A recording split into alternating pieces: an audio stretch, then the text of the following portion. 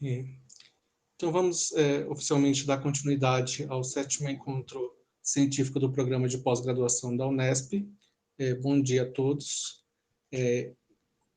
Esse ano o encontro está na temática Economia e Sociedade, Desafios do Desenvolvimento na Segunda Década do Século XXI. Agora nós teremos a palestra Coronavírus, Impactos Sociais e Econômicos, pois, de acordo com a nossa temática, nós não poderíamos deixar de falar sobre o coronavírus. Essa palestra será executada pelo Júlio César Nascimento, acompanhado da Luana da Silva Ribeiro. Nesse instante, eu passo a palavra para o professor André Correia, o coordenador do programa de pós-graduação da Unesp, para dar boas-vindas a todos. Professor André. Bom dia a todos. Me escutam bem? Sim, professor. Sim. Inicialmente, pedir desculpas para o João, que eu me atrapalhei de manhã do minicurso, eu não consegui entrar, que meu filho tinha prova hoje online, e nesse novo normal aí da internet, a gente tem que socorrer o pequeno lá para poder funcionar, então eu peço desculpas, mas eu tenho certeza que a comissão conseguiu tocar tudo muito bem, assim, eu confio muito em vocês. E estou feliz de ver que tem um rapaz multitarefa aqui apresentando agora, né? Ele já eu acompanhei o trabalho dele na apresentação, né, da quarta-feira, né? Já é moeda chinesa, é direitos humanos, é coronavírus. Esse é um cara versátil, assim. Agora estou super interessado em ver o que você vai contribuir para a gente aqui. Você é um cara versátil, assim, eu admiro. Olha. Quando eu disse para você na quarta, né, daquela coisa da pessoa abordar vários campos, realmente você leva a sério isso, né, Júlio? Assim, né? Mas eu agradeço em nome do programa a sua participação, colaborando aqui com o nosso evento. Agradeço ao João Paulo, a Janaína, a Luana aqui também, que é pau para toda obra nesse programa, né? Ajuda em tudo aqui, como diz a expressão. E não vou me demorar, vou passar a palavra a vocês. Agradeço a presença, agradeço a comissão organizadora e uma boa apresentação, Júlio. Estamos aí. Grande abraço. Obrigado, professor.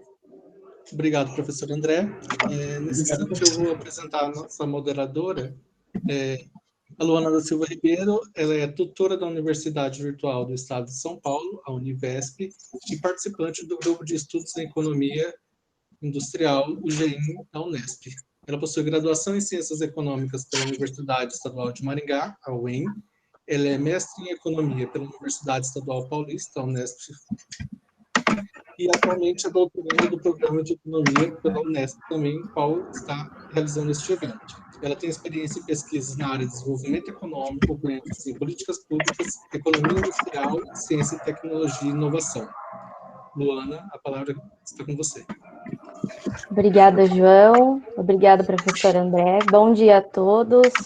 Obrigada a todos os presentes ao 7º Encontro Científico do PPGE da Unesp. Obrigada a todos os meus amigos da comissão organizadora. E ao professor Júlio Nascimento por ter aceitado o meu convite. Bom, eu vou dar início aqui, então. Vou fazer uma síntese do currículo do Júlio. As perguntas, por gentileza, podem ser enviadas no chat, tá? Que eu vou fazer o filtro, sintetizar para passar para ele, ok? Bom, Júlio César Nascimento, economista, especialista em ciência política e doutorando em desenvolvimento econômico pelo Instituto de Economia da Universidade Estadual Paulista, não, da Universidade Estadual de Campinas. Já trabalhou, acostumada com a Unesp, né? Já trabalhou como assistente de pesquisa em gestão de serviços públicos municipais pelo Laboratório de Governança do Massachusetts Institute of Technology e também na Câmara dos Deputados. Atualmente é integrante do Centro de Estudos de Conjuntura e Política Econômica, que é o SECOM da Unicamp, o IE, grupos de estudo em política fiscal e direitos humanos, pesquisador colaborador do #VoteLGBT e do Brasil Debate. As suas linhas de interesse é em macroeconomia e direitos humanos. Eu passo a palavra para o professor Júlio. Oi, Luana. Obrigado Bom dia pela apresentação. Então, primeiramente, eu gostaria de agradecer pelo convite e também pela organização do evento e pelas palavras do professor André também, pela sua apresentação e todos que resolveram acompanhar a gente nesse debate, que para esse momento ele é imprescindível. Então, sem mais delongas, eu vou iniciar a apresentação. Algumas vezes eu vou precisar usar o PowerPoint, mas só para mostrar alguns dados e etc. sobre essa situação, tá? Então, vamos lá. Então, o tema desse trabalho que a gente vem desenvolvendo aqui na Unicamp a gente vem desenvolvendo diversos trabalhos nesses últimos tempos sobre o corona. Então, e um desses trabalhos a gente está tentando entender principalmente quais são as medidas que estão ocorrendo em âmbito internacional, a natureza dessa crise multifacetada e os impactos sociais e econômicos no geral. Então, o nome da nossa discussão hoje aqui é Corona Crise, Impactos Sociais e Econômicos. Basicamente, fazendo um panorama sobre o que a gente vai tratar hoje, a gente vai tratar um pouquinho sobre a natureza dessa crise, sobre as políticas que vêm adotadas em âmbito internacional e também no Brasil, e as principais problemáticas para o Brasil no enfrentamento do corona, e agora, principalmente, com a reabertura da economia em um ambiente que os casos vêm aumentando e, inclusive, o número de óbitos vem aumentando. Então, dentro da economia, a gente tem diversas teorias que explicam diversos fenômenos, como sair de uma crise. Só que, quando a gente tem que pensar um pouquinho sobre essas crises econômicas, a gente tem que pensar sobre a tipicidade dessas crises econômicas. A crise que a gente está vivendo atualmente, ela é uma crise muito atípica. Ela não é uma crise daquelas que a gente está mais acostumado, como aquela crise econômica de 2015 no Brasil, ou então aquela crise econômica que ocorreu em âmbito internacional em 2007, 2008. A nossa crise ela tem peculiaridades, e a gente precisa entender essas peculiaridades para a gente tentar adotar medidas disponíveis, óbvio, mas medidas que sejam mais adequadas. E daí que a gente encontra um problema, porque eu encontrei, inclusive, diversos economistas, inclusive com doutorado, abordando esse tema de uma forma muito complicada, como se fosse uma crise comum, como se no meio de uma pandemia, um auxílio de R$600 fosse para a retomada da economia, e o objetivo é totalmente diferente, porque a gente não tem como fazer uma política agora de retomada em um ambiente que a gente nem sabe ainda a profundidade dessa crise, e um ambiente na qual existem setores que estão paralisados de forma obrigatória. Agora a gente está retomando aos poucos, mas até então a gente não poderia falar em uma política. Então, por isso que é importante a gente entender a natureza dessa crise atípica. Basicamente, na teoria econômica, a gente sempre tem aquelas discussões. Mas como é que a gente resolve uma crise econômica? Normalmente, a gente tem duas abordagens principais ali, tipo uma retomada via política fiscal, expansionista, via política monetária, enfim, política macroeconômica expansionista, ou então aquelas tipo de política que o mercado ganha uma confiança e o mercado retoma esse crescimento econômico. Mas a gente não pode falar dentro dessa tipicidade dessa crise, nesses aspectos. Por quê? Ela é uma crise atípica, basicamente ela é uma crise sanitária, basicamente aí causada pelo Covid-19, que ele é altamente contagioso, a gente não tem vacina, a gente não tem medicamentos ainda para tratamento eficaz da doença. Então, uma das medidas que foram adotadas, que foram indicadas em âmbito internacional e foram adotadas em âmbito internacional, é o isolamento, seja o isolamento mais flexível, ou seja um isolamento mais restritivo, como ocorreu em alguns países. Dentro dessa medida, basicamente, o que funcionaria nessa economia? Funcionaria basicamente aquelas atividades que são essenciais. Se só essas atividades funcionam, então outras atividades não essenciais, como o turismo, por exemplo, ela paralisa. Então, se a gente tem uma paralisação obrigatória do lado da oferta, a gente tem uma crise diferente daquelas crises que a gente teve anteriormente, tá? Então, ela é uma crise muito profunda em âmbito internacional e também no Brasil. Há previsões aí do FMI que a gente tenha uma recessão em âmbito internacional de 3%, e só no caso do Brasil está acima dessa previsão, que é de 5,3%. E essa é uma projeção bem otimista, porque tem projeções, por exemplo, da OCDE, que projeta uma queda do PIB do Brasil de 7,4%. Ou seja, a gente está vivendo uma crise extremamente profunda só para o ano de 2020, tá?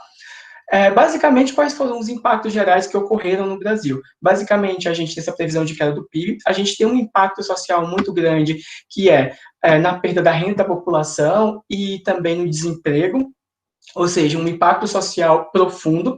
A gente também tem outros impactos aí na qual a gente teve desvalorização cambial, bolsa despencou, enfim, a gente tem um panorama bem caótico no Brasil, inclusive mais caótico do que alguns países, tá? Só a previsão mesmo de desemprego para esse ano, que a gente iniciou aí com 12% de desemprego, nós temos uma previsão de 18% de desemprego no Brasil. Sem falar que alguns anos atrás a gente chegou aí em torno de 6% de desemprego no Brasil. Caso não bastasse essa situação caótica que vem acontecendo no Brasil, a gente ainda tem uma problemática principal, não sei se é principal exatamente, mas ela é uma problemática, que é a crise política que vem ocorrendo, e nada mais interessante do que falar sobre essas crises que vem ocorrendo, inclusive foi um epicentro ontem dessa crise política que vem ocorrendo no Brasil, que foi basicamente a saída do ex-ministro da Educação do Brasil, e diversas, enfim, crises que vem ocorrendo, tanto do governo Bolsonaro com os prefeitos e os governadores, e também dentro com o legislativo e com o judiciário também, e dentro do dos seus próprios ministérios. A gente está vivendo uma crise de saúde pública e já tem 2 ministros que saíram do cargo, e a gente agora está com um interino há um mês. Então, a gente está vivendo uma crise profunda e multifacetada. Tá? Agora, vamos dar uma passeada em âmbito internacional, o que está ocorrendo, e essa dicotomia, que hoje eu tenho mais certeza que essa dicotomia de economia, saúde, economia, vidas, ela é uma dicotomia falsa. E eu vou passar alguns exemplos, como o caso da Suécia, que mostra exatamente isso. Não existe esse tipo de dicotomia. Mas vamos entender o que foi que, em âmbito internacional, os países vieram adotando.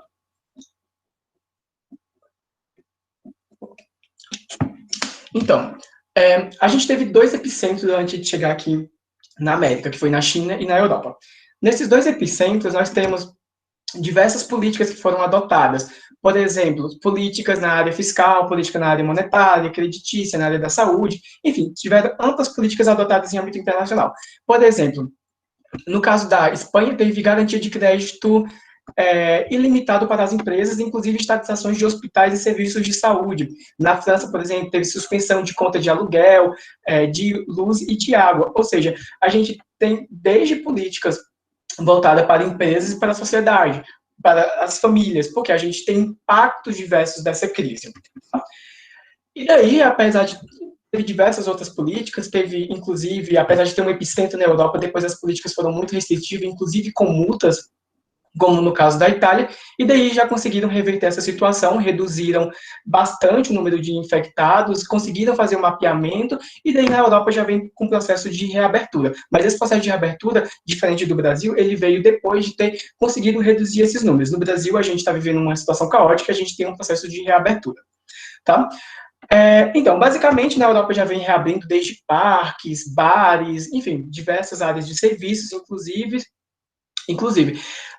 E para estímulo, inclusive, interno, como, por exemplo, da Itália, já prevê uma possibilidade aí de ter, inclusive, uma renda extra para as pessoas que trabalharam na área da saúde para poder curtir o verão. Ou seja, você conseguiu fazer um mapeamento do que vinha acontecendo, você conseguiu reduzir os casos, você reabriu a economia e você tenta fazer políticas de retomada. Esse é um processo que eu já vinha tendo essa percepção que seria um processo mais natural, mas que vinha ocorrendo de forma diferente, como, por exemplo, no Brasil.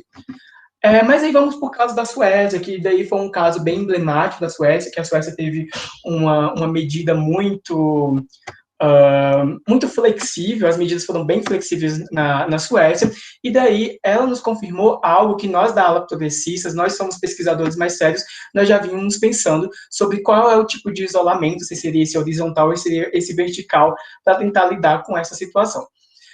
Nós temos o caso da Suécia, que basicamente teve uma medida bem flexível mesmo lá, a economia, praticamente as coisas lá estão funcionando com normalidade, com algumas medidas restritivas, mas basicamente está tudo normal, desde o início desse processo dessa pandemia, inclusive na Europa, que foi um dos epicentros. Então, mas basicamente, o que foi que aconteceu? Essa dicotomia ela é muito falsa, ela é eticamente muito falsa também, e ela empiricamente, com o caso da Suécia, é muito falha. O que acontece? Mesmo tendo essas medidas flexíveis, há uma previsão de queda do PIB da Suécia, há uma recessão na Suécia, de uma previsão de uma recessão na Suécia de em torno de 10%. Ou seja, é uma recessão muito, inclusive, maior do que a do Brasil. Mas por que isso acontece se a economia ela continua? eu tenho algumas teorias que podem explicar essas medidas. Primeiro, os fluxos internacionais reduziram, inclusive os fluxos internacionais que são necessários, insumos de produção. Então, isso já é um impacto muito forte nos processos produtivos globais que a Suécia integra. Então, essa é uma das teorias que eu tenho. Outra teoria também que eu tenho é que em um ambiente caótico, como a gente está ocorrendo, sem ter muita perspectiva, em um ambiente de muita certeza, aí, trazendo uma perspectiva mais keynesiana de incerteza, o que as pessoas tendem a fazer com seus gastos? Torná-los mais conservadores. Por quê? Tem medo do desemprego, tem medo do que vai acontecer daqui para frente. Então, todo esse ambiente caótico faz as pessoas ter medo e aí fazer as pessoas restringir a sua própria demanda na Suécia.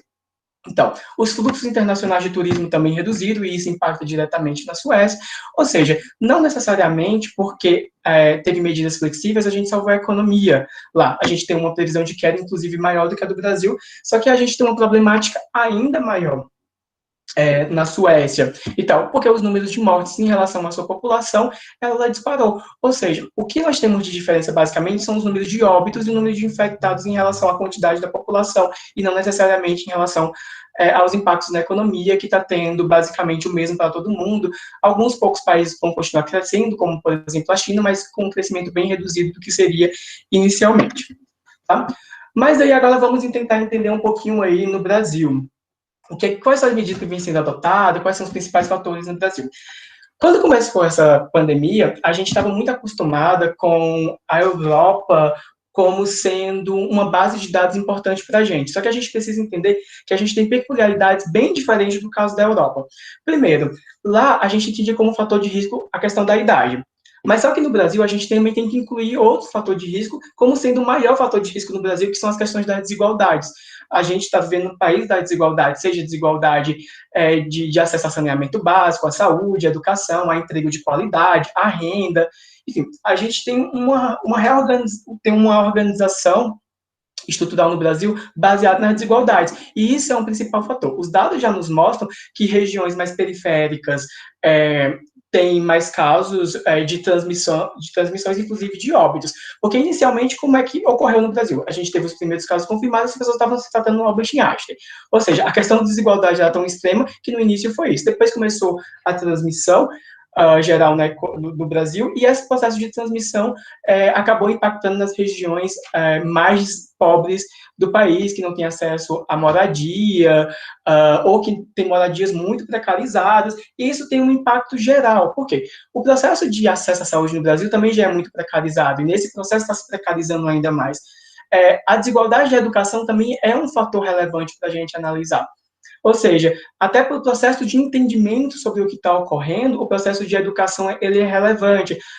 A questão da renda também ela é muito relevante para as pessoas decidirem se podem ou não ficar em quarentena. Mas em um país onde antes da pandemia a gente já tinha 12% de desemprego, qual era o futuro dessas medidas que a gente poderia ter? A gente não consegue fazer medidas melhores, ou então medidas na qual as pessoas, como no caso da Europa, que tem maior renda, enfim, consegue lidar melhor com isso. E a gente também tem uma problemática no Brasil, que é sobre a questão do Estado no Brasil, desde aquelas políticas que foram implementadas a partir de 2015. Na verdade, a gente tem problema desde a década de 80 no Brasil, desde da ascensão daquelas políticas neoliberais no Brasil, que vem ocorrendo na década de 90 e vem se intensificando agora, desde 2015 e 2016. Então, a gente já tem um problema de crise de Estado no Brasil. E esse crise de Estado, ele foi se intensificando mais a partir de 2015 com aquelas medidas restritivas já do governo Dilma, depois no governo Temer nós temos ali as medidas também de teto dos gastos, e depois no governo Bolsonaro a reforma da Previdência, ou seja, diversas reformas em um país tão desigual, onde a gente não consegue alcançar nenhum patamar de saneamento básico para metade da população, a gente está tendo que fazer diversas políticas que vai ainda precarizar mais, que está limitando mais os serviços e bens que são importantes para a sobrevivência humana, inclusive para a garantia dos próprios direitos humanos. Tá? Então, vamos entender aqui quais foram as medidas que foram sendo adotadas no Brasil. Primeiramente, as medidas que foram adotadas no Brasil, apesar de todas essas crises, nós tivemos uma decisão do STF, na qual os estados e os municípios teriam a competência de abordar sobre o tipo de isolamento que teria naquelas regiões. Basicamente, foram o tipo de isolamento horizontal, ou seja, só aquelas atividades essenciais elas continuariam. Só que por causa também desses problemas de desigualdade que nós temos, esse tipo de isolamento também não funcionou no caso do Brasil. Reduziu, provavelmente, o número de infectados, reduziu principalmente o número de óbitos? Provavelmente sim, mas a gente não pode dizer que ele foi totalmente eficaz, principalmente nesse processo de reabertura. Então, eu estou com um site aqui do Ministério da Saúde aqui aberto para mostrar os números de infectados, mas eu acho que não vai ser necessário, só vou dizer basicamente. A gente, até ontem, já tinha 955 mil de infectados no Brasil e quase 50 mil de óbitos no Brasil, ou seja, a gente tem uma perspectiva aí na próxima semana já ter 1 milhão de infectados no Brasil e também já ter 50 mil de óbitos no Brasil provocados pelo Covid-19, fora aquelas que não foram notificadas, que ainda a gente tem esse problema muito grave no Brasil. As principais regiões que estão tendo maior infecção o Nordeste, o Sudeste e o Norte, essas são as 3 regiões que são mais disparadas, mas também são as maiores populações do Brasil. Nós temos que os maiores casos estão ocorrendo principalmente aqui no estado de São Paulo, depois no Rio de Janeiro, Ceará, Pará, e também o número de óbitos também nessas regiões, São Paulo, Rio de Janeiro, Ceará e Pará. Mas vamos entender aqui quais foram as medidas que foram adotadas no Brasil. Tiveram medidas adotadas no Brasil desde janeiro, mas a nossa quarentena no começo foi em março? Sim, mas a gente tem que entender que um dos epicentros inicialmente foi na China. Então, no Brasil começou a se adotar políticas desde aquele momento sobre os brasileiros na China. E depois, em março, o governo anunciou uma série de medidas na área da saúde, da assistência, previdência, política fiscal e política monetária. Basicamente, enfim, destinação de recursos para o SUS, antecipação do 12º, do 13º salário, das passadas do 13º salário. Também tivemos créditos disponibilizados para micro e pequenas empresas. Enfim, e novos saques do FGTS, dentre outras. Se alguém precisar do slide depois eu passo, ou então pode ir no site da Unicamp, lá do SECOM, que tem todas as nossas notas sobre isso.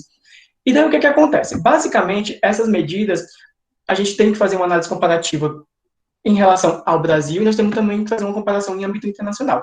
Em âmbito internacional, quando a gente olha essas medidas, você fala, não, ok, as medidas estão sendo as mesmas em âmbito internacional. Ô, Júlio, oi. Com licença, você está apresentando o slide? Porque o pessoal, você está falando dos slides, não está aparecendo para o pessoal.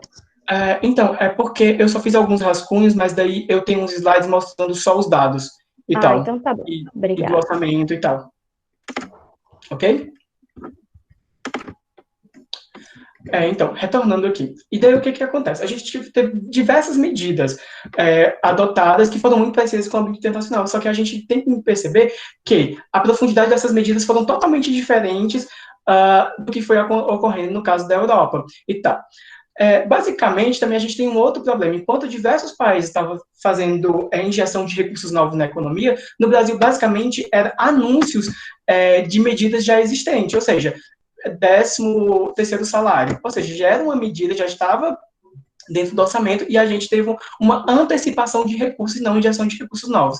Depois, aí, com toda uma pressão social e etc., a gente conseguiu diversas outras medidas de injeção de recursos novos na economia, que daqui a pouco eu vou mostrar esses dados de como é que está o orçamento para o Covid, e basicamente o que a gente tem nessas novas medidas, desde recursos disponibilizados para a saúde, também recursos para estados e municípios. Então, trazendo um pouquinho para essa área mais do impacto social do Covid-19, nós temos aí algumas medidas que foram relevantes, apesar das ineficiências, dos problemas, mas que foram importantes, como o auxílio emergencial e a medida provisória 927 e 936.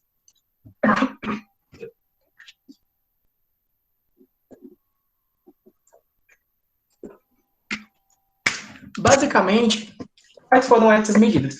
A medida aí de auxílio para pessoas que estão desempregadas ou então estão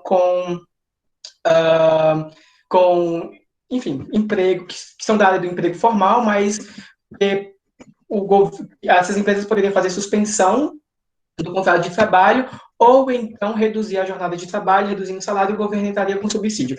Apesar dessas medidas serem muito importantes para reduzir esses efeitos, inclusive, boa parte da população está se vendo numa situação bem melhor nessa pandemia, infelizmente, porque a estrutura de desigualdade é tão forte no Brasil, que nesse momento eles estão tendo acesso a uma renda maior de R$ 600, além dessa renda maior, está tendo acesso a outros programas municipais e estaduais, na área de energia, também na área de gás, enfim, e de cestas básicas. Ou seja, a gente percebe que num ambiente tão caótico é onde uma parte dos brasileiros, aqueles invisíveis no Brasil, estão vivendo numa situação melhor. A gente precisa entender essa estrutura de desigualdade como sendo o epicentro do problema no Brasil, e a atuação do Estado, inclusive, seja por qual motivo for, inclusive por emissão de moeda, para tentar resolver esse tipo de problemas.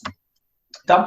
Então, basicamente, esse auxílio emergencial, ele inicialmente foi para tentar reverter essa situação da perda de renda, mas agora, a partir de agora, a gente pode pensar no auxílio mesmo de retomada da economia, no auxílio de retomada da economia, porque agora o lado da oferta que estava restrito está abrindo, mas antes a gente não podia falar em retomada de economia com auxílio de R$ 600.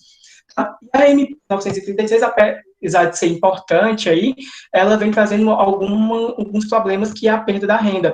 Os cálculos feitos aqui pelos pesquisadores da Unicamp mostram que, dependendo da renda, há uma perda de até 65,3% da perda da renda dos trabalhadores formais.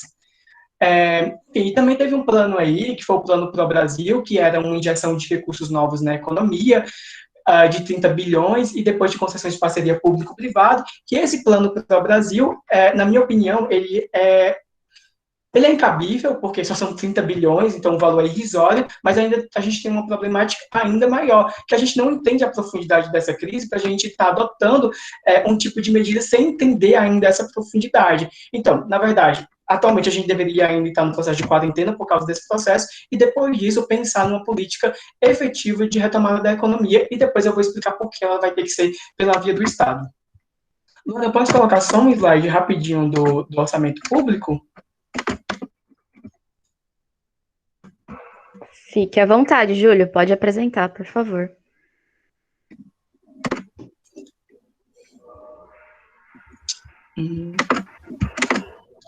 Tá. Tá aparecendo? Tá aparecendo. Tá. Isso, deu certo. Deixa eu ver se eu consigo abrir aqui. Pronto. Uhum. Aqui foram basicamente os dados que eu tinha falado anteriormente, no Ministério da Saúde. E aqui basicamente são os dados, tá dando para ver o monitoramento dos gastos? Tá dando certo? Alguém? Sim, Júlio, tá aparecendo. Tá, obrigado, João. Então, basicamente, eu tirei esse print aqui do monitoramento dos gastos da União com Covid-19 do Tesouro Transparente. Se vocês quiserem alguns sites também eu posso indicar no meio do debate para tentar acompanhar o orçamento do Covid-19. E basicamente nós temos um pouco mais de 400 bilhões de reais destinados para o combate ao Covid-19, e até agora a gente não conseguiu pagar nem a metade desse valor previsto, sendo que a gente já está aí mais de 3 meses desse processo de quarentena, e que essas medidas começaram a ser adotadas. E daí tem todas as medidas que foram via medida provisória e também por via de PL e tal, desde o auxílio emergencial, ampliação do Bolsa Família, o benefício emergencial de manutenção de emprego e renda, que é aquele subsídio que o governo dá na suspensão de trabalho e redução da jornada de trabalho e salário. Nós também tivemos auxílios para estados e municípios, enfim, dentre outros. Então, se vocês quiserem dar uma pesquisada, basicamente esse é o panorama atual do Covid-19, que melhorou um pouco comparado ao último mês, que eu venho acompanhando a questão do Covid desde o início. Nós aqui da Unicamp estamos acompanhando, e já mudou bastante esse valor para mais do que o dobro do que foi orçado inicialmente. Mas ainda a gente não conseguiu atingir a todo. Saiu do slide? Saiu. Então, só para concluir aqui algumas questões, no caso do Brasil, a gente tem um processo de reabertura agora, há mais de 1.000 óbitos por dia, então a gente está vivendo um ambiente bem caótico, a gente resolve reabrir a economia, e como eu venho falando anteriormente, não necessariamente porque a economia vai reabrir, que as empresas vão reabrir. Tem um caso bem emblemático, que é o caso da Espanha, na qual os empresários da área do turismo, alguns empresários da área do turismo falaram que não vão reabrir as empresas porque nesse ano não vai valer a pena. Ou seja, não é porque a gente vai ter uma flexibilização que vai ter uma retomada da economia. Por quê? Porque é necessária demanda. A gente sempre tem que voltar para aquele livro lá, que a demanda, ela é importante para a oferta. E nesses momentos a gente consegue ver isso com muita evidência, como no caso da Espanha. Então, reabrir a economia no caso do Brasil, não necessariamente a gente vai ter uma retomada, uma intensificação do nosso crescimento econômico, porque as pessoas estão em pânico, as pessoas estão sem renda, além de estar sem renda num ambiente de incerteza, tende a restringir gastos, ou seja, a gente está em um ambiente extremamente caótico, a gente reabre e os efeitos podem ser inversos, ou seja, os efeitos podem ser muito parecidos com aquele da Suécia, ou seja, de aumentar cada vez mais o número de óbitos em relação à população, e mesmo assim a gente tem uma profundidade na nossa crise econômica. Tá? Então, perspectivas e discussões, aqui é meu último ponto e tal, para mim o problema central é a profundidade das medidas e tal, a crise política, a profundidade das medidas são os principais problemas. A gente vai ter uma crise profunda depois, então vocês não esperem uma suavização dessa crise econômica, que a gente vai ter uma crise econômica e social profunda no Brasil, e inclusive a gente precisa pensar assim, em um processo de impeachment, porque um processo de impeachment diante de uma crise política dessa, e diante de uma situação caótica, e principalmente para os próximos anos nós vamos precisar do Estado, a gente precisa pensar no processo disso, porque com essa equipe econômica que já está nos mostrando que a gente vai ter um retorno da austeridade depois dessa pandemia, e isso tem que ser inaceitável para toda a população do Brasil. Tá? Então, basicamente, a gente vai ter uma crise profunda. As empresas vão estar endividadas, as famílias vão estar endividadas. Então, em âmbito internacional, também vai ocorrer a mesma coisa. A gente vai ter restrições externas para exportar. Apesar de nós termos aí um crescimento aí mais liderado pela demanda, a maioria dos trabalhos mostram isso, que a gente tem um crescimento mais liderado pela demanda, mas nossas exportações são importantes. Apesar disso, a gente vai ter uma restrição externa para exportar também, porque o mundo vai estar em crise. Então, o que a gente pode fazer? Internamente, a gente também vai ter uma restrição interna, porque famílias e empresas vão estar endividadas. Então, a gente vai precisar de políticas vindas específicas de onde? Do Estado. Desde crédito ilimitado, de longo prazo, com baixa taxa de juros e transferência de renda para a população. Isso vai ser extremamente necessário. E investimentos maciços também, principalmente um dos gargalos que a gente tem no Brasil, que é a infraestrutura social. Nós precisamos retomar a questão dos direitos humanos como direito, nós precisamos retornar a questão da moradia como um direito humano, da saúde como um direito humano, da educação como um direito humano, enfim, todos os direitos humanos. O saneamento básico como um direito humano.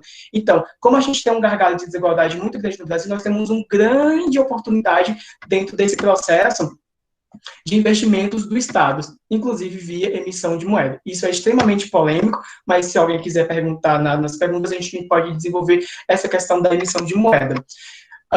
Então, a gente tem uma problemática muito forte no Brasil em relação a isso, e a gente precisa do Estado para fazer isso. Ou seja, a estatização dos fluxos de renda, basicamente, pela via do Estado, estatização dos fluxos de renda. É isso que vai ter que ocorrer, senão a gente vai ter uma crise mais profunda, porque, de um lado, as empresas elas não vão querer tomar esse risco para elas não vão querer, porque não vai ter demanda. Do outro lado, também da demanda não vai ocorrer, porque as pessoas estão desempregadas, enfim, a gente tem um processo muito caótico.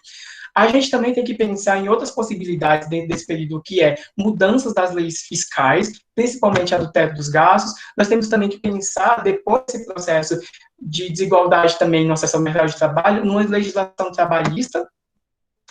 E, enfim, ou seja, a gente tem uma problemática muito grande para o Brasil que a gente vai ter que precisar resolver nesse pós-pandemia, tá? Mas eu queria colocar algumas problemáticas aqui para a gente discutir um pouco.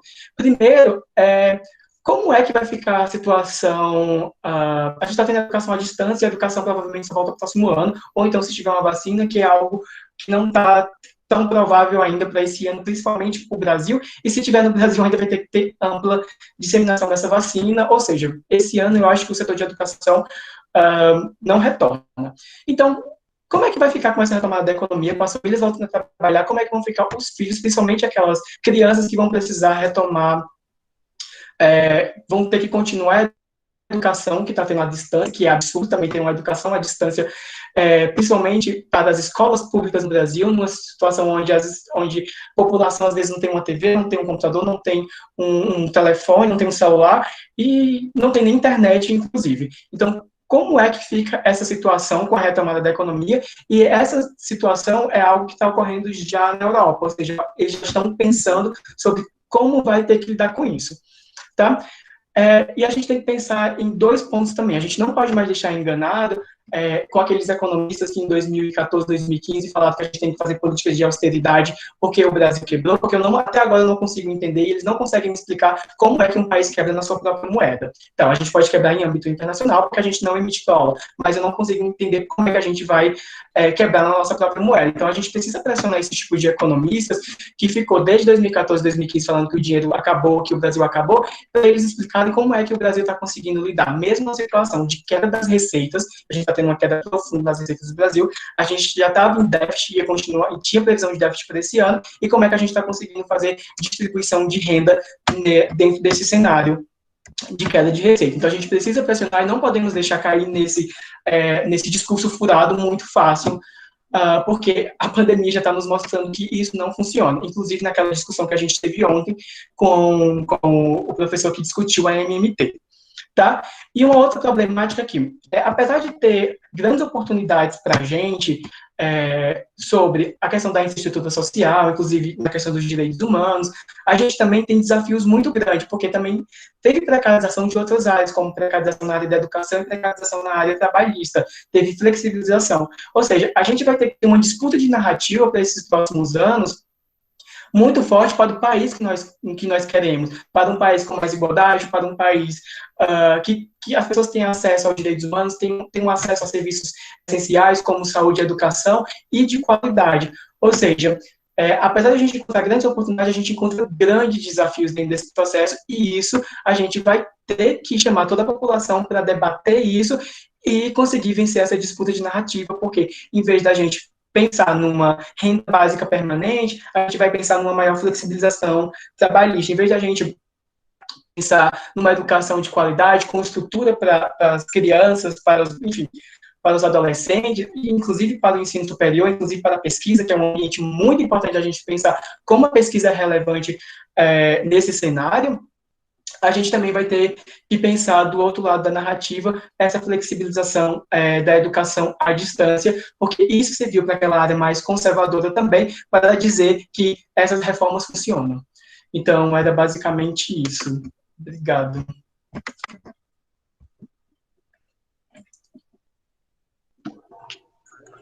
Obrigada, Júlio. Parabéns pela palestra. Super didática, como sempre, sucinto, indo nos pontos diretos. Pelo que eu vi aqui no chat, não teve nenhum questionamento, então vai sobrar aqui para a moderadora montar alguma coisa.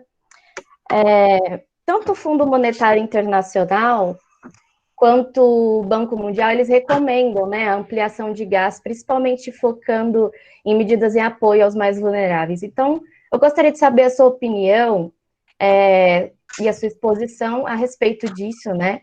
E também gostaria de saber dessa questão do plano de retomada que você colocou. Quais são as medidas de curto e longo prazo, né, mais recomendadas, na sua opinião?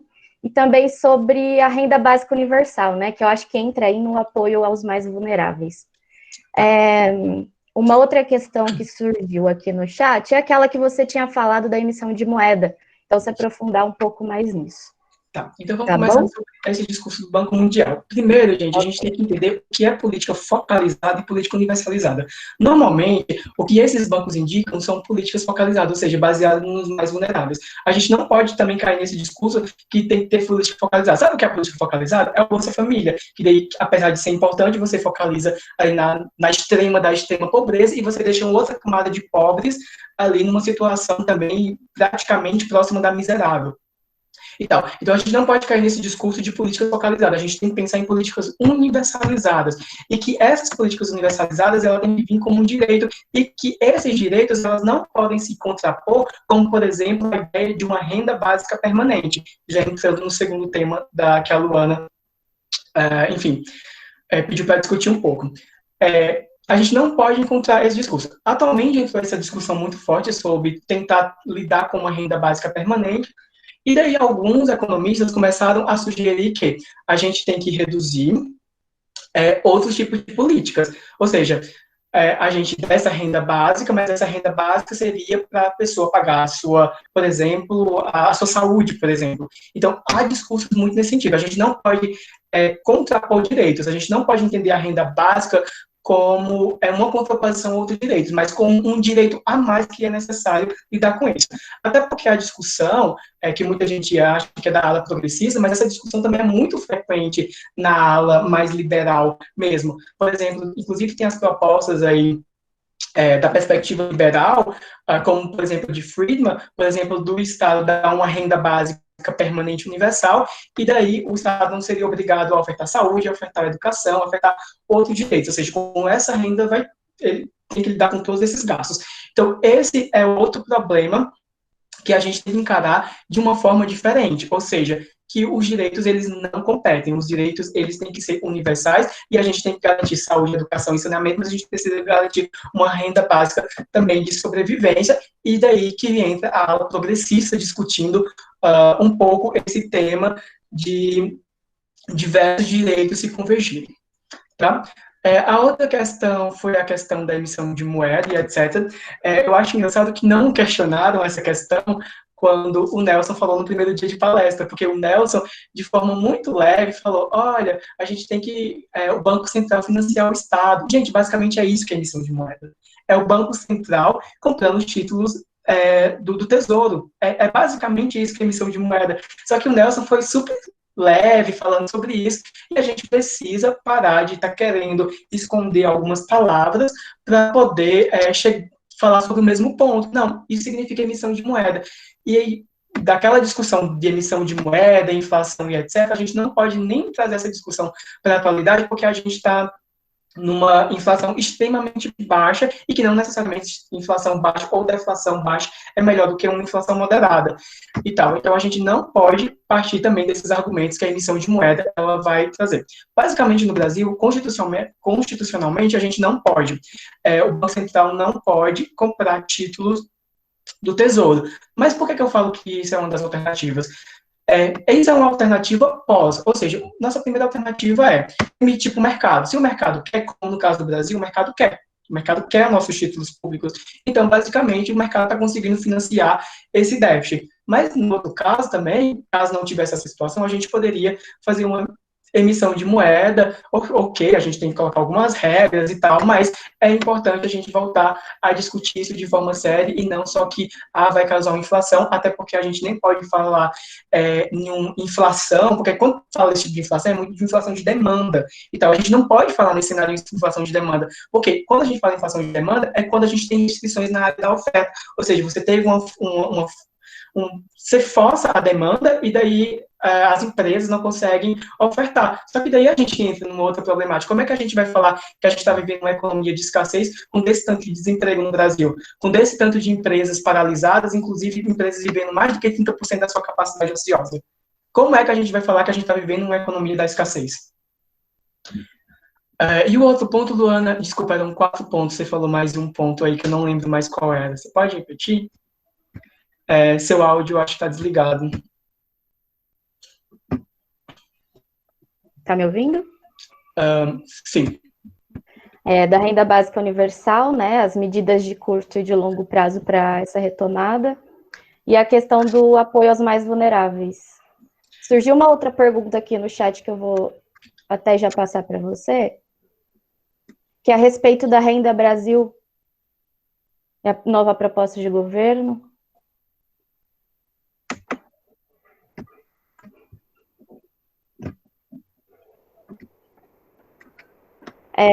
Uma pergunta do Jefferson, se a MMT seria uma possibilidade de financiamento do Estado. Então, vou começar por essa, porque essa... Okay, isso. Tá? E depois eu retorno para as medidas de curto e longo prazo para a gente concluir. Tá? Então, basicamente, o que acontece? Sobre essa medida de financiamento, é possível no Brasil. Por quê? Porque a gente tem que pensar o que é soberania monetária. E o Brasil tem a soberania monetária. Se a gente for pensar, tipo, olha, no caso da Europa, e tá. Ou então, no caso, daquele país aqui da América, o Equador, e tal. Esses países, basicamente, não têm soberania monetária. Porque o que acontece? Por exemplo, a gente fala sobre a Grécia e tal. A Grécia não emite moeda. A Grécia utiliza a moeda da União Europeia. ou seja, o euro e tal. Nesse caso, ela não tem essa autonomia de emissão de moeda. No Equador, da mesma forma, eles utilizam, apesar de ter uma moeda paralela, mas eles utilizam também o dólar lá como moeda oficial, o dólar americano e tudo mais. Ou seja, eles não têm soberania monetária. Quando não tem soberania monetária, os seus objetivos mudam dentro de uma economia. Só que no caso do Brasil, a gente tem soberania monetária. No caso da Argentina, a gente tem soberania monetária. Os Estados Unidos têm soberania monetária. Desses países de soberania monetária, falar sobre financiamento via emissão de gás, via emissão de moeda e etc., ela é super cabível, porque tem soberania monetária e ele emite a sua própria moeda que tem relação dentro de um país. E falando um pouquinho sobre a MMT, gente, eu não sei por que as pessoas estão discutindo a MMT como sendo um epicentro, sendo que a MMT nada mais é do que tipo, uma reorganização também de ideias antigas, que reapareceu muito forte nesse cenário, mas é uma organização de ideias antigas e que só fala o que é que acontece, de como funciona um banco central e como funciona uma economia capitalista. Ela não fala mais nada do que isso. Tipo, tem uma nova roupagem e tal, mas, tipo, basicamente, ela só fala o que é que tem na economia mesmo, como é que funciona um banco central. É isso que ela vem trazer. Então, sobre a última pergunta da Lu, sobre as medidas de curto e longo prazo, como eu falei, a gente precisa analisar o cenário, a gente precisa analisar a profundidade, e a parte dessa profundidade dessa crise, a gente tem que fazer medidas adequadas para tal intuito. Eu falei algumas medidas aí, que é basicamente de infraestrutura social, porque essa medida a gente tem uma grande oportunidade para um país de extrema desigualdade no Brasil. Ou seja, a gente não tem, metade da população basicamente não tem acesso a esgoto no Brasil. Imagina o quanto de financiamento você conseguiria. Você reduz desigualdade, você diminui impactos também na saúde, ou seja, você tem um efeito multiplicador muito, muito grande na economia. Por quê? Como é que funciona? Basicamente, você tem saneamento básico. Se você tem saneamento básico, você vai adoecer menos por doenças causadas na área do saneamento básico. Então, você reforça um problema na área da saúde, de superlotação e tudo mais. Óbvio, tem que fazer investimentos também na área da saúde e tudo mais. Está sendo asfixiada também nos últimos anos, principalmente com o teto.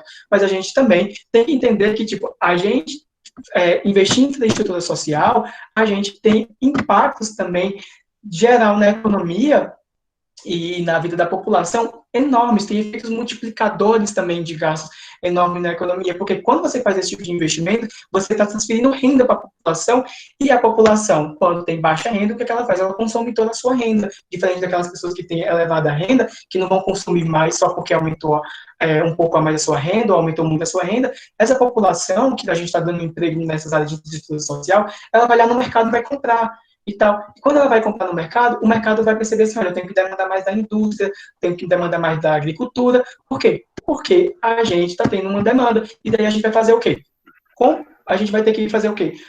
Contratar mais trabalhadores. Esses mais trabalhadores vão ter mais renda. E vai ter um efeito multiplicador na economia. Então, a gente partir desse retorno de pensar aquelas políticas econômicas clássicas keynesianas dentro desse ambiente, ela é muito relevante. Inclusive, pensar nessa questão, inclusive, da MMT, do financiamento do Estado via Banco Central. Júlio, tem o último questionamento que é do Heraldo. Eu achei bem interessante a pergunta dele, para finalizarmos aqui. Ele diz que muitos dos argumentos dos defensores que o Brasil quebrou se baseia na questão que a fundamentação epistemológica do neoliberalismo é a única correta.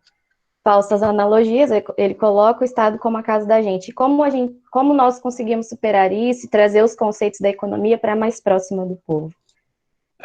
Então, essa é uma dificuldade. Quando foi no início só contando uma história, no início de março, a gente teve um problema com isso. Nós aqui da Unicamp, junto com outros institutos em âmbito internacional da América Latina, nós estamos formulando aí, basicamente, princípios e diretrizes de políticas fiscais na garantia dos direitos humanos. Basicamente isso que a gente está fazendo a proposta. E a proposta que todo mundo bateu o ponto foi como é que a gente vai discutir isso de forma ampla e tal. E daí a resposta foi basicamente que a gente precisa lidar com isso, a gente precisa chegar a essas propostas na população que tem menos escolaridade, mas também a gente precisa influenciar debate público, debate no governo, inclusive na inserção mesmo desse tipo de política. A gente saiu desse meio, dessa discussão com nós não sabemos exatamente como fazer isso, mas nós temos que fazer isso, sabe? Então, é uma proposta que a gente tem que chegar mais próximo da população, e principalmente discutir essa questão sobre que ele perguntou sobre a questão da economia do Estado ser igual à nossa economia. Se a gente for falar sobre estados e municípios, a gente pode falar que existe um pouquinho dessa economia doméstica, economia de Estado, só que tem suas diferenças também, tá? Porque o propósito de uma economia, da minha economia doméstica é totalmente diferente de uma proposta dos estados e do município. Só que daí tem algum tipo de restrição, porque não tem autonomia monetária os estados e municípios. Basicamente isso.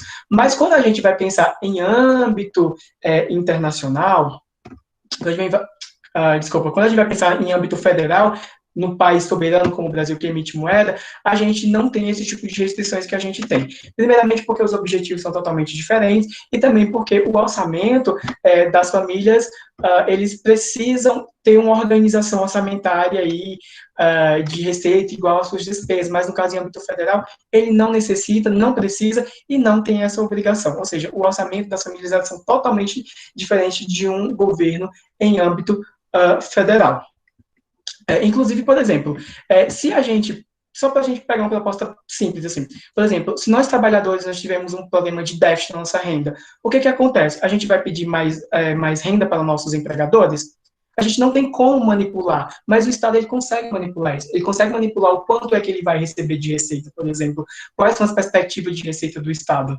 Então isso é facilmente reorganizado pelo Estado, e a gente também tem que pensar outra coisa. O dinheiro que a gente gasta, ele não retorna para a gente como uma receita, e o Estado sim. Ou seja, o Estado gasta algo e isso também retorna em partes como receita para o Estado. Ou seja, é totalmente diferente uma reorganização de uma economia doméstica para uma economia de um país que tem soberania monetária, etc.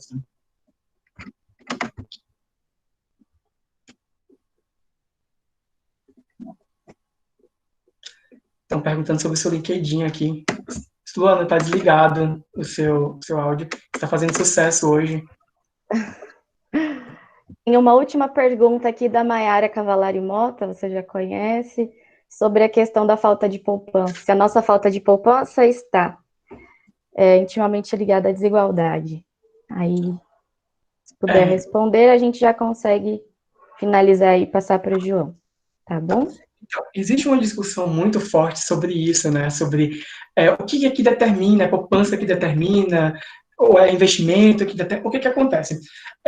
Essa discussão, ela é um pouco complicada, ela tem uma discussão teórica muito fundamentada, na qual, basicamente, a poupança, a população faz poupança, essa poupança é utilizada para investimentos. Esses investimentos, eles têm efeitos, porque os investidores vão ter que contratar mais trabalhadores, por exemplo. Eu estou falando assim, tipo, no investimento produtivo, né? Naquele investimento em carteira, enfim. Não, mas aquele investimento produtivo mesmo. Então, e ao contratar mais pessoas, e daí você consegue reduzir a desigualdade. Existe muito esse tipo de discurso. Para mim, esse discurso não faz sentido, porque a gente não precisa de poupança para realizar investimento. Eu acabei de dar uma outra ideia, que é a própria emissão de moeda para gerar investimento e você gerar um efeito multiplicador. Outra coisa, há pesquisas, inclusive aqui do Centro de Conjuntura, de um trabalho intitulado Austeridade e Retrocesso, e do livro do meu orientador Pedro Rossi, junto com a Ana Matos, que tem alguns argumentos lá que falam sobre a desigualdade com e sem mercado. E, basicamente, quando foram fazer os cálculos, quando a gente tem, só o mercado, a gente tira o Estado, a gente tem maior desigualdade no Brasil. Então, esse processo de poupança, investimento e trabalho, ela não necessariamente gera essa autonomização do mercado e etc., ela não necessariamente gera redução da desigualdade. E daí, quando foram fazer os cálculos com aumento da receita, com a questão das receitas, como a gente tem um sistema tributário muito regressivo, o que foi que aconteceu? A gente também aumentou as desigualdades. Só que daí, ao contrário, quando a gente tem uma situação que a gente oferta saúde e educação, a gente reduz as desigualdades, porque a desigualdade não é só de renda, a desigualdade também ela é multifacetada. Era isso? O Heraldo aqui achou sua argumentação ótima, né? Da possibilidade de impressão de moeda. Eu acho que é isso, não tem mais questionamentos. Muito obrigada, Júlio, por ter aceitado o convite, tá bom? Muito obrigada pela sua palestra sucinta e didática. Eu passo, então, para o João ou para o professor André. Obrigado, Luana. Obrigado, Obrigada. organização, e obrigado aos participantes também. Muito obrigado, Luana. Muito obrigado, Júlio, pela apresentação. Eu passo a palavra para o professor André para ele fazer o agradecimento em nome do programa. Bom, mais uma vez aí, bom dia a todos. Vocês me escutam? Certinho? Eu queria agradecer ao Júlio, parabenizá-lo, assim, tem uma coisa importante na academia, né, ter coragem de se posicionar, né, e você se posiciona, isso é importante, né, muitas vezes a gente fica fazendo engenharias retóricas, né, em cima da teoria para não dar uma opinião, né, parabéns, aí você tem futuro aí, eu acho que é um cara multitarefas, eu fico impressionado, assim, com a tua capacidade de estudar os temas, parabéns, viu, Júlio? Obrigado. E eu queria agradecer, assim, você quer falar, Júlio? Desculpa. Não, só agradecendo mesmo. Obrigado aí. Eu queria agradecer em especial a comissão organizadora mais uma vez. Eu não paro de receber elogios. Eu falo que as pessoas não têm que me elogiar, tem que elogiar o João, a Luana, a Janaína, os meninos, os demais meninos. Né? Muito de você nomear as pessoas é que você pode esquecer de citar alguém e seria injusto, mas eu estou sempre citando o João e a Janaína, que foram aqueles com quem mais eu conversei. Eles estão todos de parabéns, assim, tá tudo muito maravilhoso. Eu não tenho, quando alguém me elogia, eu falo, não é para mim, é para eles. Estou recebendo aqui no Messenger do Facebook, no WhatsApp, não é para mim, é para vocês, assim. O programa só tem a crescer com alunos engajados como vocês, assim. Esse programa vai para frente com base em vocês, não é porque o André ou os professores, porque os alunos também abraçam a causa do programa, assim. Muito obrigado aí, e à tarde nos vemos novamente, tá? Obrigado a todos pela presença, obrigado, Júlio e Luana, pela apresentação, foi excelente, muito boa mesmo, como o professor André falou.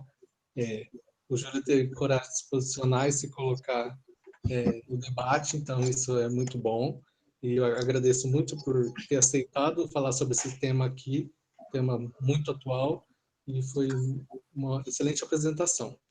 Eu convido a todos para, na parte da tarde, então, temos a última palestra do evento, que é Pluralismo no Debate Econômico, com o professor Ramon Garcia Fernandes e o professor José Ricardo Cid, e com a moderação do professor Celso. Esse evento ele vai ser tanto via Google Meet, e também será transmitido na página do PET Economia na internet, então quem quiser vai poder assistir por ambos os canais.